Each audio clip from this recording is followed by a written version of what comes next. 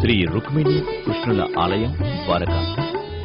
5000 సంవత్సరాల క్రితం ద్వారక మధుర తర్వాత శ్రీకృష్ణుడి రాజధాని. శ్రీకృష్ణుడు ఇక్కడ 100 సంవత్సరాలు గడిపాడు. భారతదేశంలోని 7 పవిత్ర నగరాలైన అయోధ్య, మధుర, హరిద్వార్, కాశీ, ఉజ్జయిని, కాంచీపురం, ద్వారకలలో ఇది ఒకటి. భారతదేశంలోని 4 పుణ్య నామాలలో కూడా ఇది ఒకటిగా ఉంది. మిగిలినవి రామేశ్వరం, పూరి, బద్రీనాథ్. ద్వారకాధీశుడనే మరొక పేరు శ్రీకృష్ణుడికి ఉంది. దీనికి అర్థం ద్వారకకు పాలకుడు.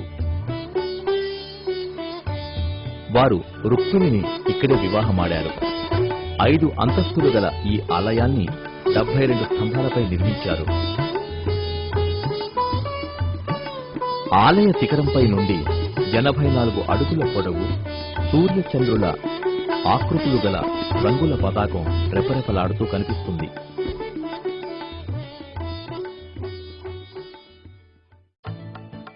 ద్వారక కతియావర్ పీఠభూమి యొక్క పశ్చిమ కొన భాగంలో గుజరాత్ పశ్చిమ తీరంలో నెలకొని ఉన్న ద్వారక భారతదేశంలోని 7 ప్రసిద్ధ పుణ్యక్షేత్రాలలో ఒకటి.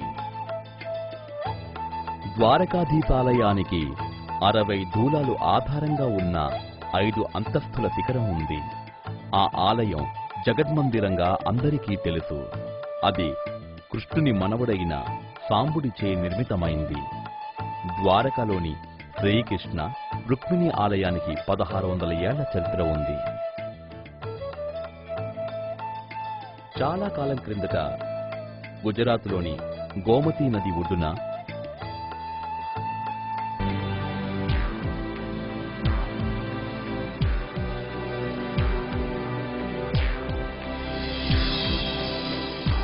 భీష్మకుడనే రాజు నివసించేవాడు. ఆయన విదర్భ రాజ్యాన్ని పాలించేవాడు.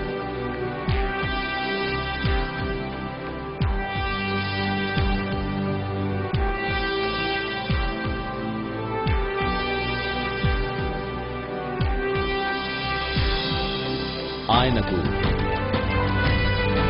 రుక్మి, రుక్మరథుడు, రుక్మబాబుడు, రుక్మకేతుడు, రుక్మమాలి అనే 5 మంది కుమారులు ఉండేవారు.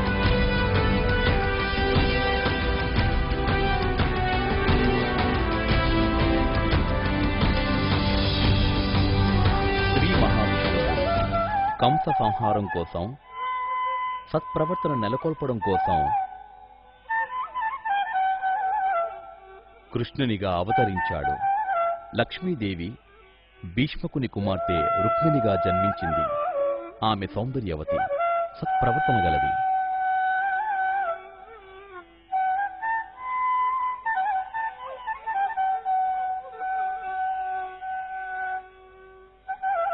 భీష్మకుడు దైవభీతితో పాటు శ్రీకృష్ణుని పట్ల అపారమైన గౌరవం కలిగి ఉండేవాడు. అతడు రుక్మిణిని శ్రీకృష్ణునికిచ్చి వివాహం జరపదలిచాడు.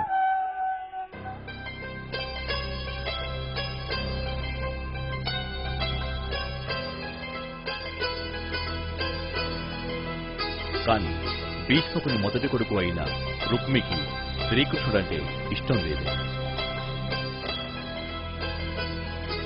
రుక్మి, నీతో ఒక ముఖ్య విషయం చర్చించాలి. అలాగే నాన్న, విషయం ఏమిటో చెప్పండి. అది మన రుక్మిణి వివాహం గురించి. ద్వారక పాలకుడైన శ్రీకృష్ణునికిచ్చి వివాహం చేద్దామనుకుంటున్నాను. అతడు మేధావంతుడు, ధైర్యశాలి, అందగాడు. నువ్వేమంటావు? నాన్న, శ్రీకృష్ణుడు ఈ పొగడ్తలకు ఎంత మాత్రమో అర్హుడు కాడు. నా సోదరి, నా స్నేహితుడు శిశుపాలుడితో ఆనందమయ జీవితం గడపాలని కోరుకుంటున్నాను. అతడు సాహసోపేతుడు. రుక్మి, నా మాట విను. శిశుపాలుడు శ్రీకృష్ణుడితో ఏ విధంగానూ సరిపోడు. నీ సోదరి రుక్మిణి శ్రీకృష్ణుడినే వివాహమాడాలని కోరుకుంటుంది. గుర్తుంచుకో, ఆమెకు ఇష్టం ఉన్నా లేకున్నా శిశుపాలుడినే వివాహమాడుతుంది. అదే ఆమెకు రాసిపెట్టి ఉంది. రుక్మి, నీవు చాలా ఎక్కువగా మాట్లాడుతున్నావు. నీవు రుక్మిణి ఇష్టానికి వ్యతిరేకంగా ఆమెను బలవంత పెట్టలేవు.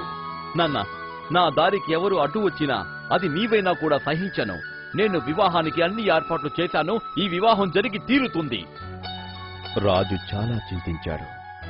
ఆయనకు రాజ్యంలో శాంతి నెలకొనడం కోసం ఈ సంబంధాన్ని అంగీకరించడం మినహా వేరే గత్యంతరం లేకపోయింది.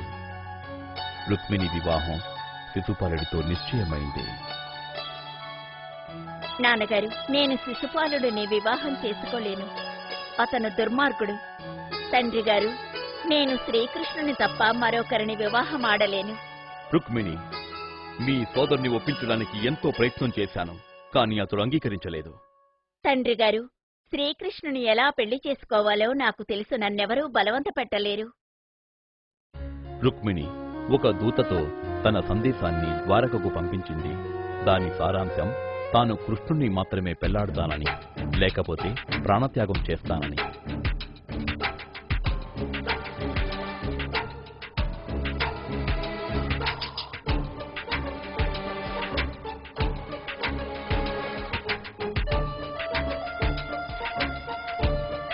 శ్రీకృష్ణుడు అప్పటికే రుక్మిణి అందచందాలను గురించి, గుణశీలాల గురించి విని ఉన్నాడు. ఆమెను వివాహం చేసుకోవాలని తలచాడు. వెంటనే రథానికి భీష్మకుని నగరానికి చేరాడు.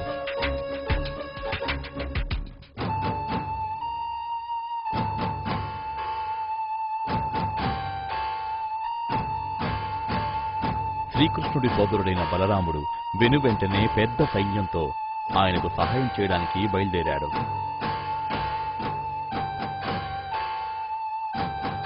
విదర్భ రాజధానిలో రుక్మిణి కళ్యాణానికి అన్ని ఏర్పాట్లు పూర్తయ్యాయి. శిశుపాలుడు తన స్నేహితులైన జరాసంధుడు, సాల్వుడు, పౌండ్రకుడు మొదలైన వారితో కలిసి వచ్చాడు. వివాహ మంత్రాలు పఠించడం మొదలుపెట్టారు.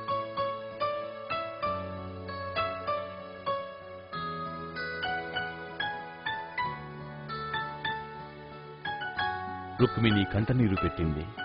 ఆమె దగ్గరలోని గౌరీదేవి ఆలయానికి వెళ్ళింది. దేవిమాత, నన్ను రక్షించు. నా సోదరుడు రాక్షసుడిలా ప్రవర్తిస్తున్నాడు. తన స్నేహితుడైన మరొక రాక్షసుడికి నన్ను కట్టబెట్టాలని చూస్తున్నాడు. అన్ని సన్నాహాలు పూర్తయ్యాయి. నన్ను రక్షించడానికి వేరెవరూ లేరు. నువ్వు దయతో శ్రీకృష్ణుడికి నన్ను పత్నిని చెయ్యి. కృష్ణుడు తప్ప వేరెవరూ నన్ను పెళ్లాడరాదు. నా మీద కరుణ చూపించు మాతా. కంటిలో నీళ్లతో రుక్మిణి ఆలయం వెలుపలకు వచ్చింది. ఆలయం బయట రథంతో సిద్ధంగా ఉన్న శ్రీకృష్ణుని ఆమె చూసింది. ఆమె ఆనందానికి అవధులు లేకపోయాయి. ఆనంద బాష్పాలు రాల్చింది. శ్రీకృష్ణుడు కూడా సౌందర్యవతి, సౌశీల్యవతి అయిన రుక్మిణిని చూసి ఆనందించాడు. రుక్మిణి శ్రీకృష్ణుని వద్దకు పరిగెత్తి వెళ్ళింది. కృష్ణుడు ఆమెను తన రథం మీద ఎక్కించుకుని ద్వారక వైపు మళ్లించాడు. శ్రీకృష్ణ బలరాములు ఒకవైపుగా, శిశుపాలుడు అతని సైన్యం మరొక వైపుగా పెద్ద యుద్ధం జరిగింది. శిశుపాలుడి సైన్యం మొత్తం ఓడిపోయి తరిమి వేయబడ్డారు. వారు విదర్భ నుండే పారిపోయారు. రుక్మిణి శ్రీకృష్ణుల కళ్యాణం ద్వారకలో వైభవపేతంగా జరిగింది. ఒక పవిత్ర ఆలయం వారి వివాహానికి